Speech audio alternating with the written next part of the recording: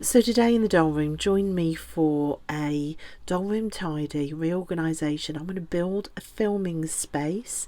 I'm going to show you all the shelves when I'm finished, and also for a doll chat in the doll room. I really want to start doing more doll chats on the channel, so if that sounds good, stay with me. First, before we get to organisation, I need to share the chaos. So I just need to really try and tidy up the window area, and I would like to make some sort of little desk in front of the window because the light's really good for filming. Then I'd like a desk to put dolls onto, but there is no room for a desk. So what I found is just a piece of old wood. This used to be a shelf in an old wardrobe, and I'm wondering whether I could just do something with this bookcase and the wood coming off the windowsill, just to put a lip on the bookcase to just give me like a small area to work on. So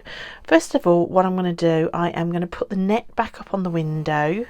I am going to tidy the window, clean the window again, and move these dolls out of the way. These are all Christmas, birthday and last year's dolls that I've bought, which I didn't get round to unboxing. I am really struggling to go from a in-box collector to an out-of-box collector. I'm just not in the habit of unboxing. So this year I'm not going to be buying as much, and I want to just really appreciate what I've already bought and unbox that. But right, let's just clear this space. Let's see if we can make some sort of filming area in here that's nearer the light.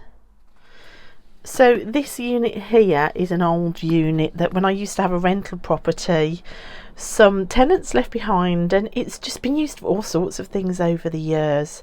It's been really good. You can see my little tin table here, which I love. That's been the only surface in here I've had to do unboxings or put things down for videos, so I could really do with a bit more surface area, to be honest. Okay, let's move some of these dolls out the way. I really do need to bring you guys a unboxing and Christmas haul, Christmas birthday haul. I even bought some Lego to do with my son. Here's a quick peek. Oh, that isn't a Christmas present, that is Share a Smile Becky. That's vintage. I bought that when that very first appeared in the shops in the 80s, so you can see how long it's been since I have been collecting Barbies. Harry Potter dolls was a massive haul over Christmas time, including, that's what's down there, the big car, which was being sold off dirt cheap online. So right, let's put the camera down and I will move these dolls across a little bit. So here we have the window situation now, which I'm so happy about. So I sorted out the string of fairy lights. They come on when it goes dark because they are solar powered, but they were all tangled up, so they're all sorted. I've got the pink sari fabric to pull across when I want, and they easily pull across now. Put the clean net back up, and I've brought a bar stool up, a bar stool that I never use in the kitchen. We have other bar stools and this one never gets sat on, so this gives me somewhere to sit high enough to film at this desk. There's my phone stand there, so if I move Heather Grayson out of the way and those scissors, I'll show you. All I did is I put a piece of wood, which was an old shelf from a wardrobe that I got rid of, on the top, and it just balances across, and then that just gives me somewhere to almost have a desk space. I am going to screw that piece of wood into the top of this bookcase. I've pulled the bookcase away from the wall slightly, so it does need to be screwed in just to stop any possibility of it tipping up, although it's quite good, to be honest. Basically what that does, it gives me what I haven't had in here before, somewhere to sit and put things in front of me that I need for video making, which is fantastic, and unboxings and things like that. The shelves underneath, I've got my Barbie extras and some mermaids ready to unbox in there. I also utilised the inside of these mirrored wardrobes, because these are all my clothes in here as well.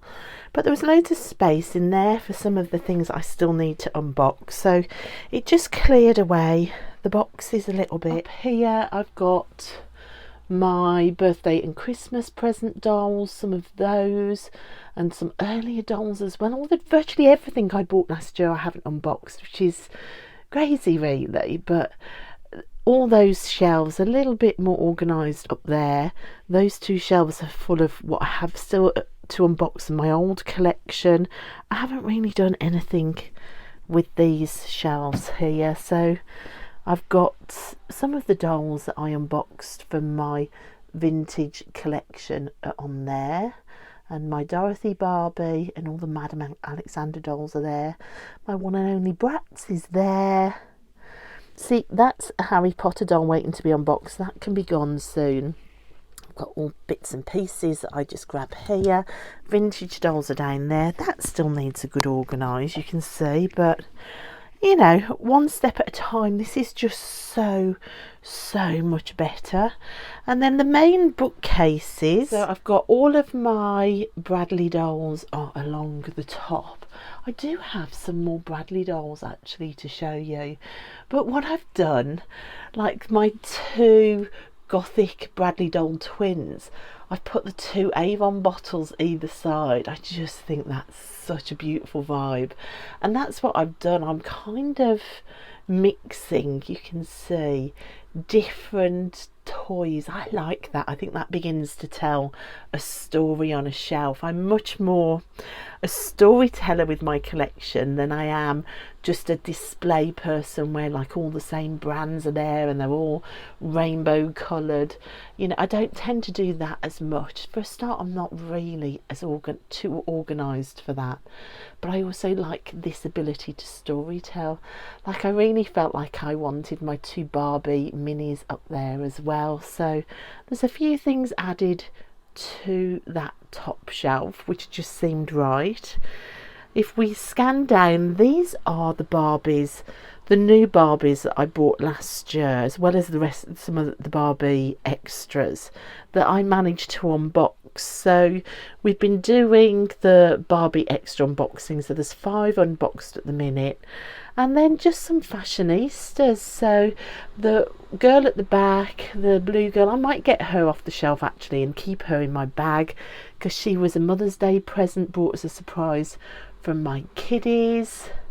So we've got a couple of curvy Barbies, and then we have a Barbie with only one leg, which I absolutely adore. I love to see disability in the dolls, only because I like that representation.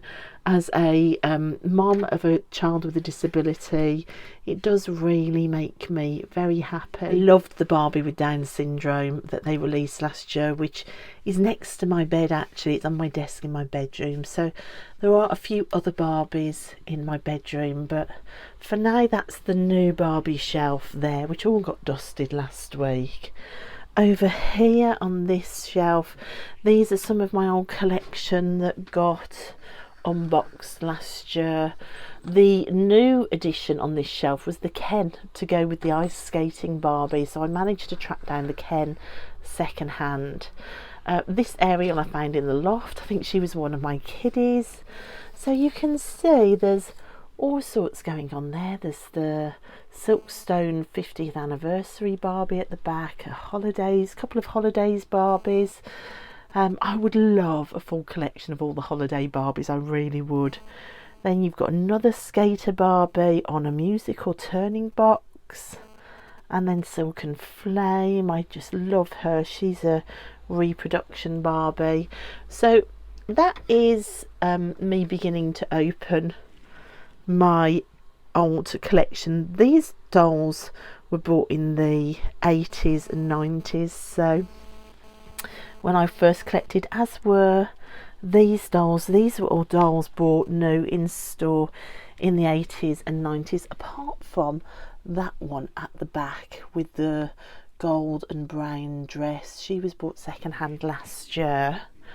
So you can see those top shelves look so much better, I think, and like the overall look. I've still got my comfy chair in here to come and sit and put my feet up and, you know, just play with the dolls. I've still got my little tin table for if I'm down on this chair, but if I'm filming, I've got that filming set up now. Over here, these are dolls that I unboxed last year that were new to me. So I've got my Rainbow High and Shadow High. So coming back to doll collecting after that 30-year break, which, gosh, I can't even believe that, but it was like a 25 to 35-year break.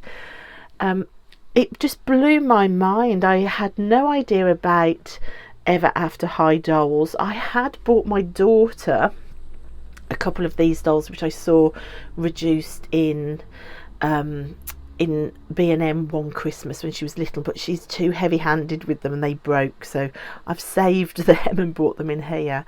Those dolls very nearly got me collecting again. I couldn't believe it, but that was quickly stomped on by my then husband. But I wish I'd have carried on buying those. A friend gave me this one as well when she knew I'd come back to collecting.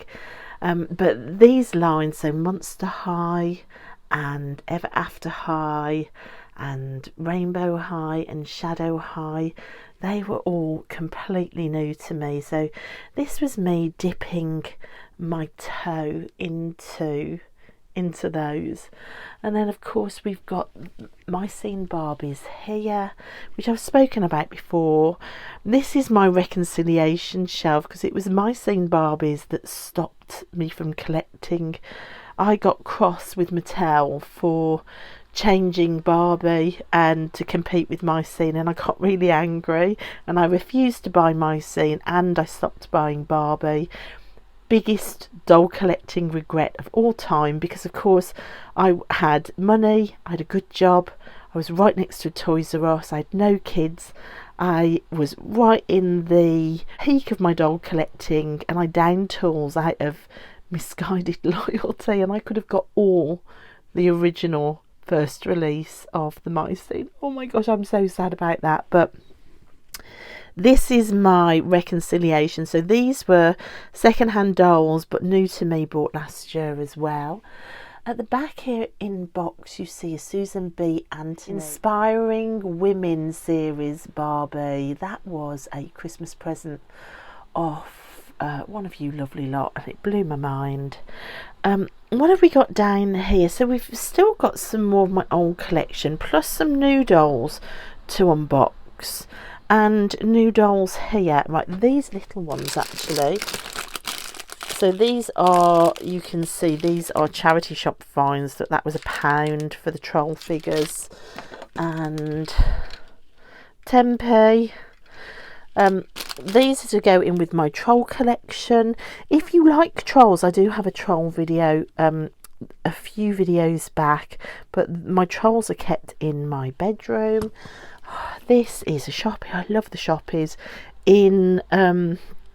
These boots are from Mal from Descendants doll, but hey ho. So I think all the little dolls like shoppies and the trolls, I put them all in my cupboard in my bedroom.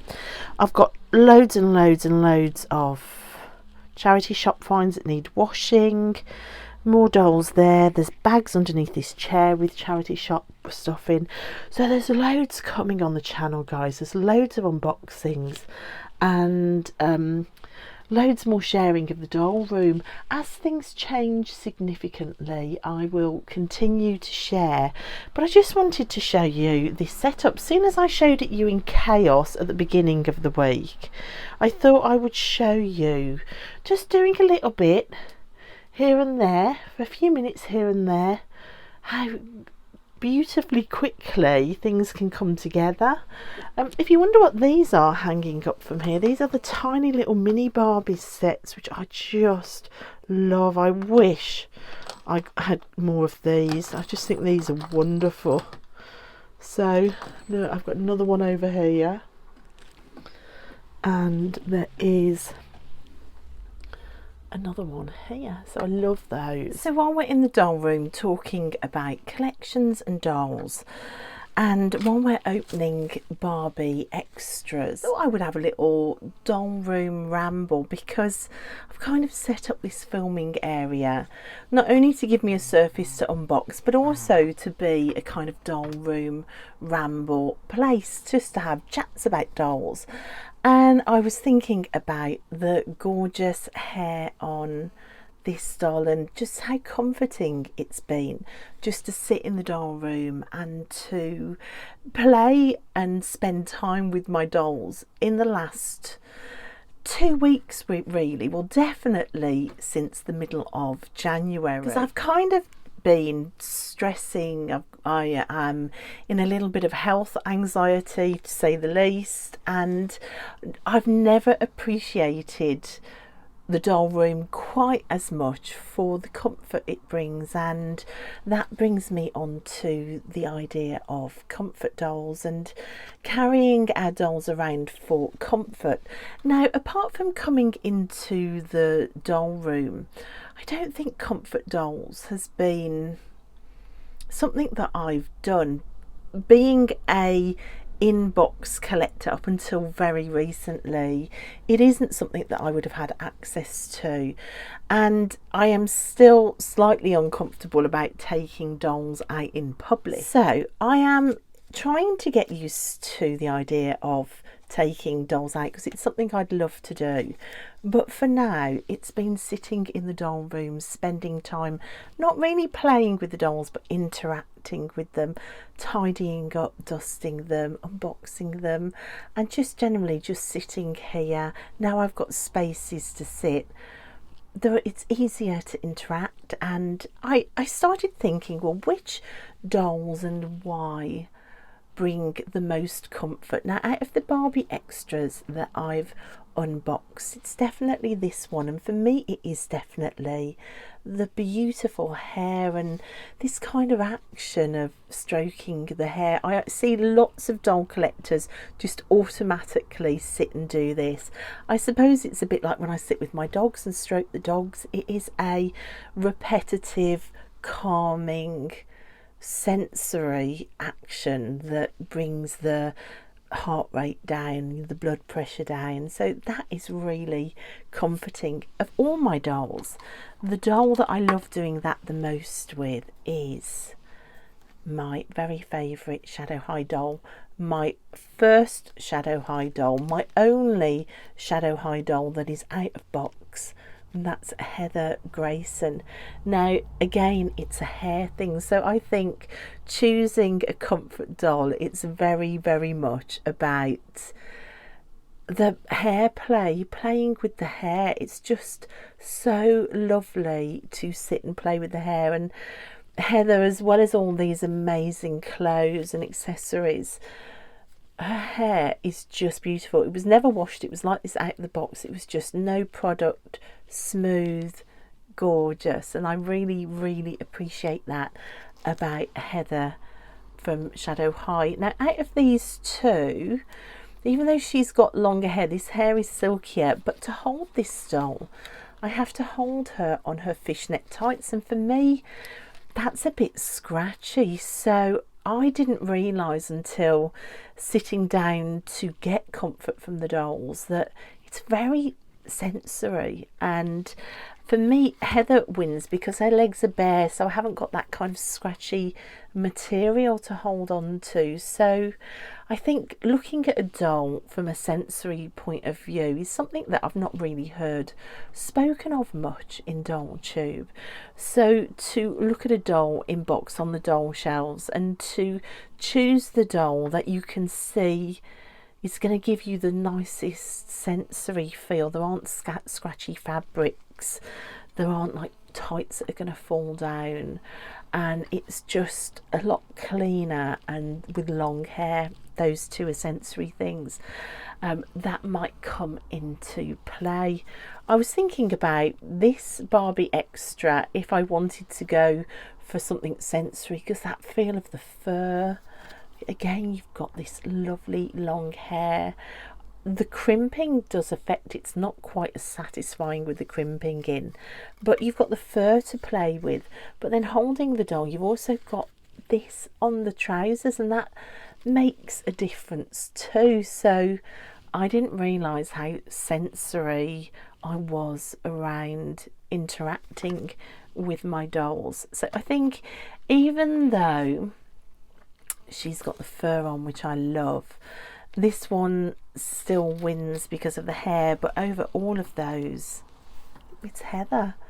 However, would I throw Heather in my bag and take her out with me? Possibly not. And then, like, cost and whether you've got more than one of the doll comes into play. Also, all the accessories. How many accessories have they got on them that you could lose? I think with Shadow and Rainbow High, the accessories on there are a lot safer. They don't fall off as much, so I don't think it comes into play too much with Heather. But say on things like a Barbie, a lot of these things and the shoes are easy to fall off, so the simpler the better might come into play for a doll that you want as a comfort doll. Very plain blonde Barbie that the kids got me for Mother's Day last year. Now, she is incredibly simple. There's very little to lose. If I did lose anything, it's all bog standard stuff that's really replaceable. She hasn't quite got the long hair, but what she does have going for her is that simplicity and that low cost aspect of her. What she loses in articulation or collector's details that we look for, she by far makes up for in simplicity. If you are just after a doll to throw in your bag and take out with you just for comfort. And I don't think that's talked about either. Often the Playline Barbies, the unarticulated Playline Barbies that are a lot cheaper, we say like these are for kids, they're not so much for adult collectors. But it's adult collectors, I think, that look for interactivity with comfort dolls. And that's where the Playline dolls could come into their own. Like with Heather Grayson, if I was to carry her around the house and say put her down on a wet table that's got Kiddy's sticky fingerprints on that I hadn't realised, I would be devastated. So the safety of the doll room feels more important for a doll like this. Whereas a Playline cheap doll, yeah, you don't want to spoil it, of course you don't, they're all important. But if you did happen to put it down without realising in a pile of jam, it's not quite the end of the world. You haven't got quite so many parts and bells and whistles to then put right. So I think cheap Playline dolls for adult collectors, for comfort dolls, do come into their own when we're thinking of them as comfort dolls. One of my favourite comfort dolls for this is this fashionista. Again, she is just a cheap fashionista. She is a curvy one. I just adore her. I love her face. I love her dress. I love the message of love. But most of all, the braids. I just love dolls with braids. And again, it's for that sensory experience. She's just so satisfying to play with. In fact, I did buy a second one of her just because I knew how much I couldn't keep my hands off her, and I wanted like one doll in my bag, one doll in the doll room.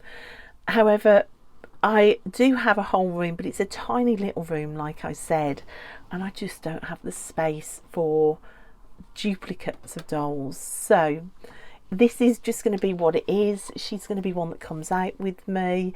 She is a comfort doll that's going to be touched more, interacted with more.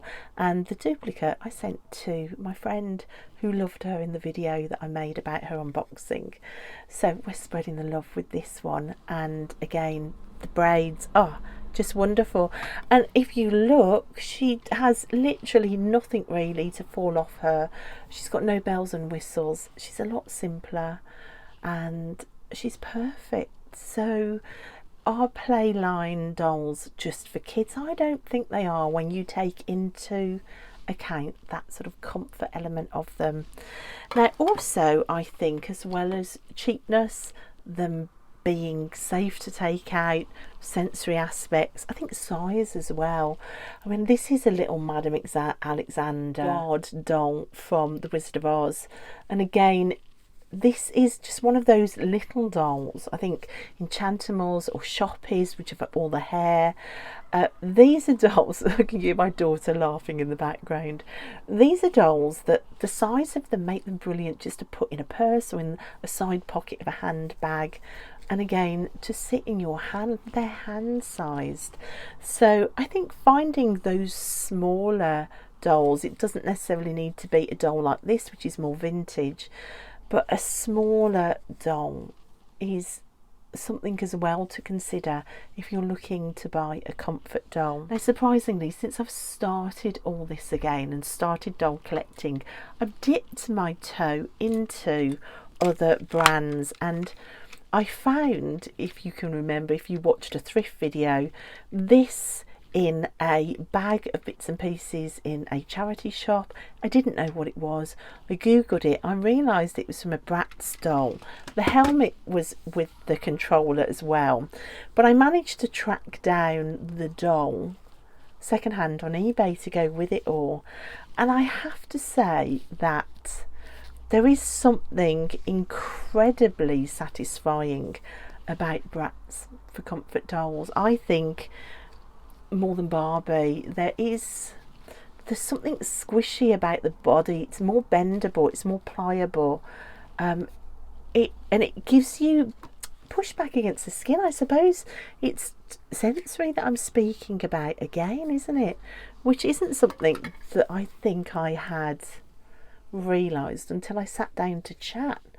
And you've got soft hair as well, but it's the body. There is something bendable about the body, and for that reason, that makes me a lot more prone to the thought of wanting some more Bratz in my collection, mostly because of how they feel in my hand as comfort dolls. So for me, out of all the brands that I have dipped my toe into coming back after a 25-year break, I think Bratz win for me for that satisfying feeling in the hand, and I will be trying to track down more dolls like this in the future. I think solely for that reason, to be honest. Plus, she is very, very beautiful as well. So, the battle of the comfort doll. Playline over expensive, long hair, silky long hair over short, smaller possibly over larger if you are self-conscious, and Bratz, I think, over all of them. So I'd love to know what you think about comfort dolls. Leave a comment for me if you have dolls that are your go-to for comfort dolls, and how you overcome the self-consciousness of taking dolls out with you. How did you go about overcoming that? I'd love to get some tips on that too that I could try. So that's it, guys, from the doll room today. It's slightly more organised. I'm going to get back to unboxing soon. I am very grateful for this room. It's a very, very tiny spare bedroom, if you wonder where it is. It's so tiny you can't even get a normal size single bed in here. So it is a very tiny room, but I'm very grateful for the space. I am very grateful for how calm it's kept me this month while there have been some health anxieties going on. So it's literally been a lifesaver this month. So for my new filming setup, guys, which I hope the busy road outside isn't going to be too much, I will say thank you for watching, and I will see you next time. Bye.